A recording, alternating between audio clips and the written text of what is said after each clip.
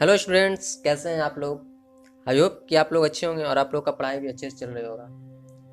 स्वागत है आप सबका हमारे इस YouTube channel RS. Teaching centre पे। आप लोग इस वीडियो के साथ इन तक बने रहिएगा, क्योंकि इस वीडियो में आने वाला है एक से एक इम्पोर्टेंट क्वेश्चंस और उसके आंसर्स। अभी तक आपने हमारे चैनल को सब्सक्राइब नहीं किया तो सब्सक्राइब ज़रूर करें। हमारे आर.एस. टीचिंग सेंटर चैनल को सब्सक्राइब ज़रूर करें और बेल आइकन को दबाना ना भूलें, ताकि जब भी हम वीडियो अपलोड करें आपको नोटिफिकेशन जल्द से जल्द मिल जाए।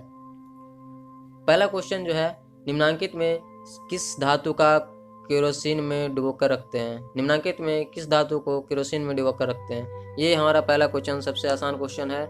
इसका आंसर हो जाएगा हमारा सोडियम। सोडियम को है जो हम लोग केरोसिन में डुबा कर रखते हैं। अगला क्वेश्चन है, अपमार्जक से बनाए जाते हैं। अपमार्जक, अपमार्जक बोले तो डिटर्जेंट, इसको इंग्लिश में बोलते हैं डिटर्जेंट। डिटर्जेंट से क्या क्या बनाया जाता है? सर्फ एक्सेल बनाया जाता है, शैम्पू बनाया जाता है, इजी सर्फ बनाया जाता है। तो इसमें हो जाएगा आपका उपयुक्त सभी। इसमें कौन सा आंसर हो जाएगा आपका? उपरोक्त सभी। ठीक है।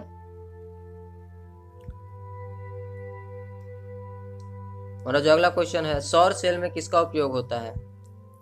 सौर सेल में उपयोग होने वाला जो है वो ये एक उपधातु है। कौन सा था? उपधातु। ये सिलिकॉन होता है। ये कैसा है? उपधातु है।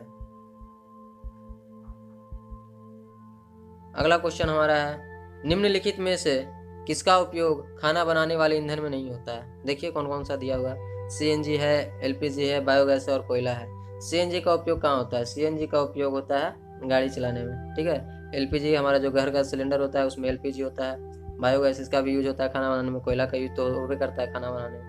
तो इसका आपका आंसर हो जाएगा option number A, CNG. CNG का यूज खाना बनाने में नहीं होता। ठीक है। कॉपर प्लस ऑक्सीजन ये मिलकर बनाता है कॉपर ऑक्साइड। ये किस तरह का अभिक्रिया है? आप लोग बता सकते हैं किस तरह का अभिक्रिया है? इसका आंसर हो जाएगा आपका ऑक्सीकरण। ये किस तरह का अभिक्रिया है? ऑक्सीकरण, क्योंकि इसमें जो है कॉपर के साथ ऑक्सीजन जुड़ रहा है। जब किसी के साथ ऑक्सीजन जुड़ता है तो वो अभिक्रिया किस तरह का अभिक्रिया कहलाता है? ऑक्सीकरण अभिक्रिया। ठीक है। और जो अगला क्वेश्चन है वो है, निम्नलिखित में कौन सा समीकरण संतुलित नहीं है। कौन सा समीकरण संतुलित नहीं है? यहाँ पे देखिए हाइड्रोजन 2 है, यहाँ पे भी हाइड्रोजन और क्लोरीन 2 है। इस साइड में भी दो दो हाइड्रोजन है, दो दो क्लोरीन है, और इस साइड में भी 2 हाइड्रोजन और 2 क्लोरीन है। यहाँ पे देखिए पीबी 1 है, NO3 2 2 गो है, मतलब कि नाइट्रोजन यहाँ पे 2 गो है और ऑक्सीजन 6 गो है। तो देख लीजिए पीबी तो 1 है, नाइट्रोजन कितना है? नाइट्रोजन यहाँ पे 1 ही है, और यहाँ पे कितना है? 2 नाइट्रोजन है। कितना नाइट्रोजन है? 2 नाइट्रोजन है, और यहाँ पे 1 ही है। तो ये वाला जो है आपका संतुलित रिएक्शन, संतुलित समीकरण नहीं है। जो अगला क्वेश्चन है हमारा, उदासीन विलयन का पीएच मान होता है। उदासीन विलयन का पीएच मान कितना है? ये तो सबसे हल्का क्वेश्चन। उदासीन विलयन का पीएच मान 7 होता है। अम्लीय का होता है 7 से कम। अम्लीय का होता है 7 से कम। अम्लीय का होता है 7 से कम, और क्षारीय का होता है 7 से ज्यादा। क्षारीय का कितना होता है? 7 से ज्यादा। ठीक है। हमारा जो अगला क्वेश्चन है, निम्नलिखित में कौन दुर्बल अम्ल है। दुर्बल अम्ल कहने का मतलब जो कमजोर अम्ल होगा उसको दुर्बल अम्ल कहते। जो कमजोर अम्ल होगा, यहाँ पे देखिए नाइट्रिक एसिड ये मजबूत अम्ल है, HCl मजबूत अम्ल है, सल्फ्यूरिक एसिड भी मजबूत अम्ल है। तो यहाँ पे हो जाएगा ये वाला आपका CH3COOH। इसको कहते हैं इथेनोइक अम्ल। इसको कौन सा अम्ल कहते हैं? इथेनोइक अम्ल। ये दुर्बल अम्ल है। ठीक है। अम्ल का जो है वो दुर्बलता इस बात पे निर्भर करता है कि वो हाइड्रोजन जो है कितने जल्दी से किसी को दे देगा। तो ये जो है यहाँ पे जो इथेनोइक अम्ल है ये हाइड्रोजन किसी को जल्दी नहीं देता है। ठीक है, इसीलिए ये दुर्बल अम्ल है। ठीक है। क्रायोलाइट एस्क है। क्रायोलाइट किसका एस्क है? ये एल्युमिनियम का एस्क है। किसका एस्क है? एल्युमिनियम का। ध्यान रखिएगा, ये सब क्वेश्चन आते रहता है।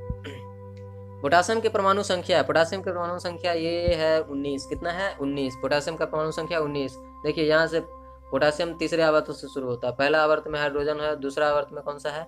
दूसरा आवर्त सोडियम से स्टार्ट होता है, और तीसरा आवर्त जो है ये पोटासियम से स्टार्ट होता है।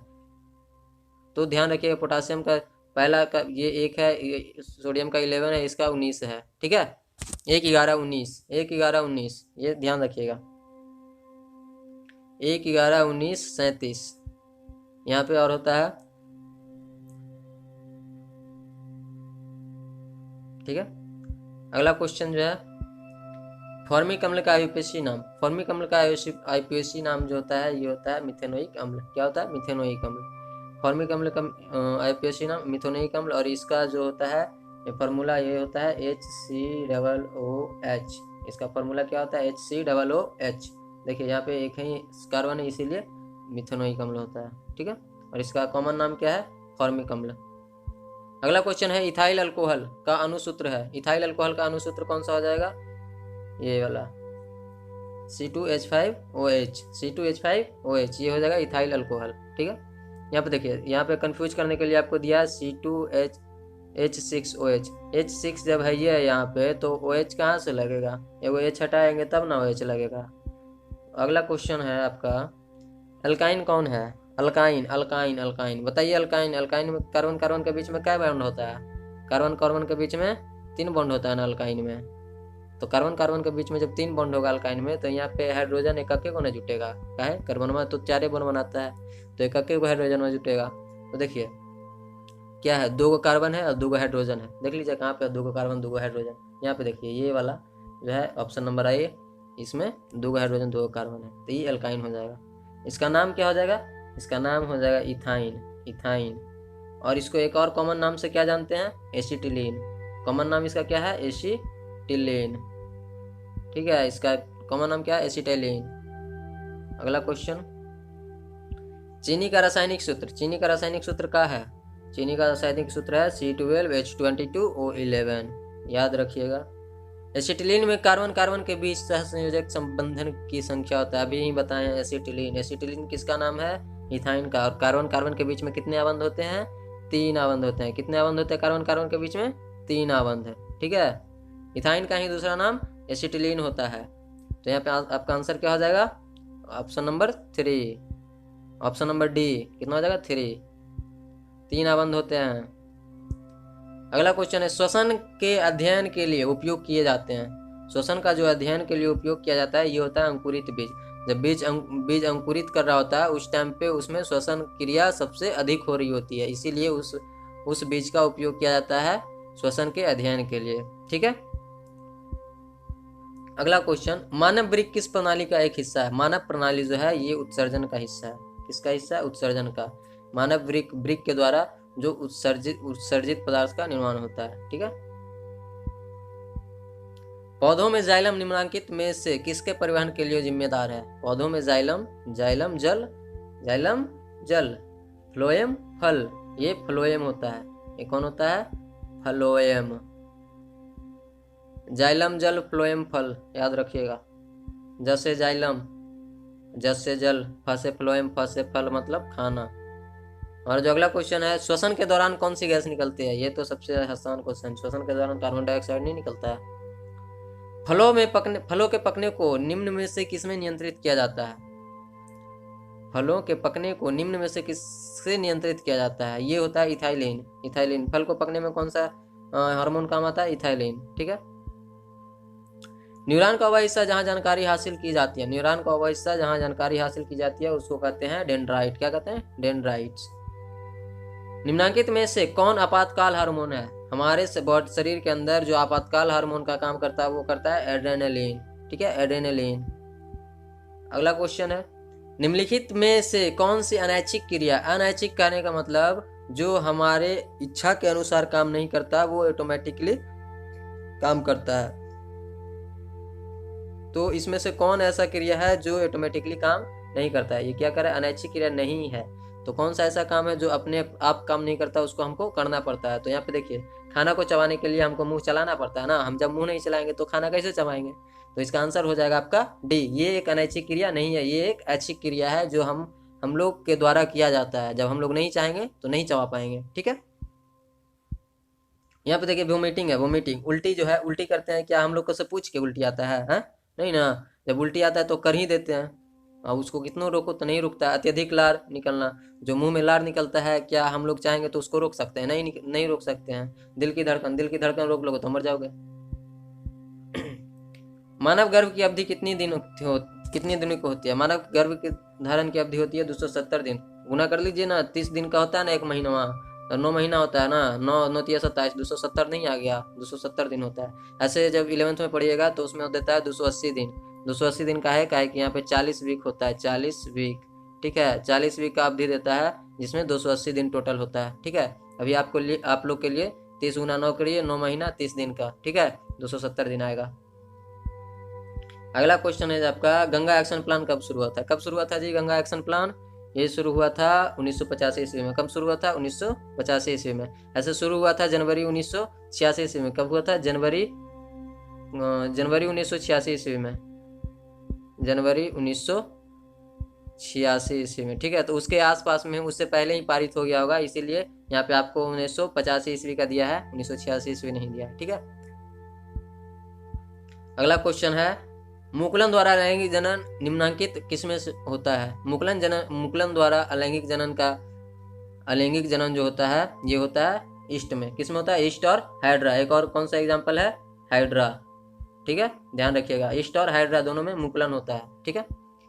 अगला जो क्वेश्चन है, निम्न में से कौन सी बीमारी श्वसन तंत्र से संबंधित है? श्वसन तंत्र से संबंधित होने वाला बीमारी, इसमें पहला बीमारी जो आपका टीबी है, टीबी भी श्वसन तंत्र से संबंधित है, और निमोनिया जो है ये भी श्वसन तंत्र से संबंधित है। निमोनिया में क्या होता है ना कि ये जो हमारा लंग है, फेफड़ा जो है वो फूल जाता है, वो जो हमारा फेफड़ा है वो फूल जाता है, उसको निमोनिया कहते हैं, ठीक है। और टीबी में जानते हैं आप लोग, खांसते रहते हैं, इसको टीबी कहते हैं। तो इसके आंसर क्या हो जाएगा आपका?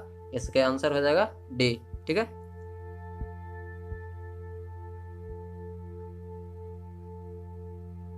Answer D.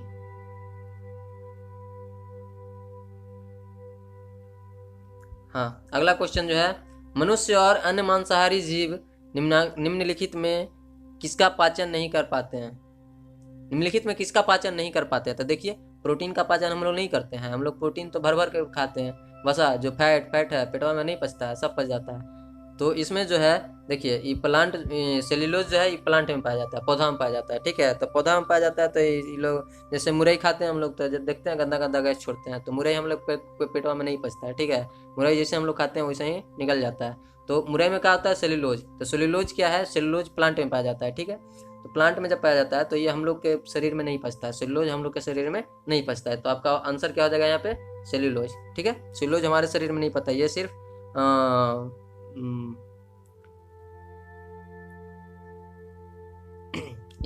ये सिर्फ उन जानवरों में पचता है जो पेड़ पौधों को खाते हैं, जैसे गाय भैंस बकरी हो गया, उसमें सेल्यूलोज पचता है, ठीक है। अगला क्वेश्चन है, ब्रेन हेमरेज का मुख्य कारण क्या है? ब्रेन हेमरेज का मुख्य कारण है बीपी बढ़ जाना। क्या बढ़ जाना? बीपी बढ़ जाना। और बीपी बढ़ता है तो उसको क्या कहते हैं? हाइपरटेंशन कहते हैं। क्या करते हैं? हाइपरटेंशन। पता नहीं है कि हाइपरटेंशन हो, चाचा हाइपरटेंशन में हो गलो, अगर बीपी बढ़ गलो, ऐसा कहते हैं ना। तो वही ब्रेन हेमरेज का कारण क्या है? बीपी बढ़ जाना। बीपी जब बढ़ जाता है तो उसके कारण ब्रेन हेमरेज होता है, और उसको बीपी बढ़ने को क्या कहते हैं? हाइपरटेंशन, ठीक है। अगला क्वेश्चन जो है, निम्न में से परजीवी पादप का उदाहरण क्या है? निम्न में से परजीवी पादप का उदाहरण, देखिए यहाँ पे पादप कह रहा है। पादप कहने का मतलब क्या होता है? पौधा। पादप कहने का मतलब क्या होता है? पौधा, ठीक है।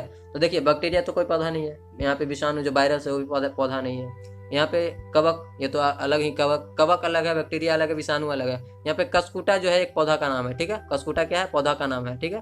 तो आपका आंसर जो हो जाएगा आपका बी हो जाएगा, ठीक है।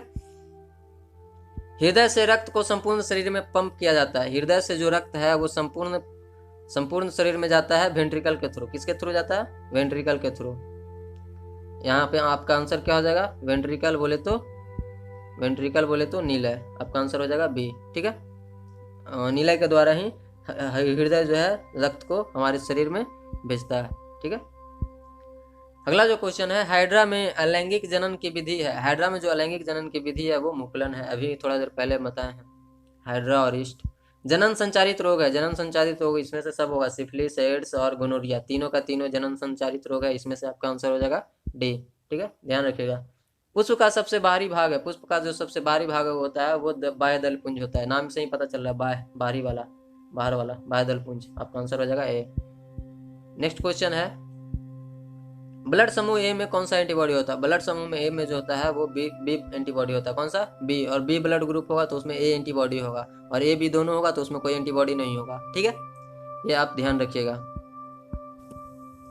अगला क्वेश्चन क्या कर रहा है, रक्त में ग्लूकोज की मात्रा निम्नलिखित में से कौन नहीं नियंत्रित करता है?